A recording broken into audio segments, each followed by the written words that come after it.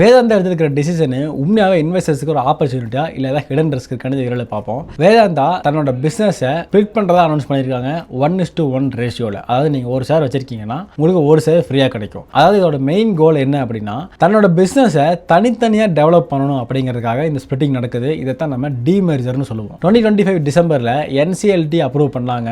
அதாவது this year May 1 தான் record data fix பண்ணியிருக்காங்க. வேதாந்தா வந்துட்டு அலுமினியம், ஆயில் அண்ட் கேஸ் மாதிரி செப்பரேட்டாக தனித்தனியாக பிரிஞ்சு ரன் ஆக போகுது. இதெல்லாம் ஓகே தான். ஒரு இம்பார்ட்டன்ட் பாயிண்ட் நீங்கள் புரிஞ்சுக்கணும், எல்லா டிமெர்ஜருமே ப்ராஃபிட் கொடுக்குதா அப்படின்னா கண்டிப்பாக கிடையாது. ப்ராஃபிட் வந்துட்டு கம்பெனிஸோட பர்ஃபார்மன்ஸ் பேஸ் பண்ணி தான் நடக்கும். இந்த நியூஸுக்காக ஸ்டாக்கு ஆல்ரெடி ரியாக்ஷன் கொடுத்துருச்சு. இப்போ நீங்கள் என்ட்ரி கொடுக்குறீங்க அப்படின்னா ஒரு ரீசன் இருக்கணும். அதுக்கு டெக்னிக்கல் அனலைஸ் தெரியணும். இந்த ப்ரைஸில் நான் என்ட்ரி கொடுத்து இந்த ப்ரைஸில் நான் எக்ஸிட் ஆவேன்னு தெரியணும். இல்லை அப்படிலாம் இல்லை, நான் ஃபண்டமெண்டல் பேஸ் பண்ணி லாங் டேர்ம் இன்வெஸ்டராக போகிறேன் அப்படின்னா என்னை பொறுத்த வரைக்கும் என்னோட பாயிண்ட் ஆஃப் வியூ என்ன அப்படின்னா கொஞ்ச நாளைக்கு வெயிட் பண்ணுறது நல்லதோ அப்படின்னு தோணுது. ஏன்னா டிமெர்ஜர் ஓகே, நல்ல விஷயம் தான். கம்பெனி நல்ல கம்பெனி, நல்ல ஸ்டாக் தான், இதெல்லாம் ஓகே தான். ஆனால் கம்பெனிஸோட இனி வேற பர்ஃபார்மன்ஸ் எப்படி இருக்குன்னு பார்த்துட்டு நம்ம டிசிஷன் எடுக்கிறது பெட்டரோன்னு தோணுது. லாங் டேர்ம் இன்வெஸ்டராக இருக்கீங்க அப்படின்னா கொஞ்ச நாளைக்கு அவசரப்பட்ட என்ட்ரி எடுக்காமல் இருக்கிறது பெட்டரோன்னு எனக்கு தோணுது. நீங்கள் என்ன நினைக்கிறீங்கன்னு கமெண்ட் செக்ஷனில் சொல்லுங்கள். உங்களோட சேர்த்து நானும் தெரிஞ்சுக்கிறேன். இந்த ஒரு ஸ்பிளிட்டிங் வந்துட்டு உண்மையாகவே ஒரு ஆப்பர்ச்சுனிட்டியா இல்லை ஏதாவது ஹிடன் ரிஸ்க் இருக்கான்னு நீங்கள் என்ன நினைக்கிறீங்க கமெண்ட் செக்ஷன் சொல்லுங்கள். தேங்க்ஸ் ஃபார் வாட்சிங் guys. See you next video. Thank you.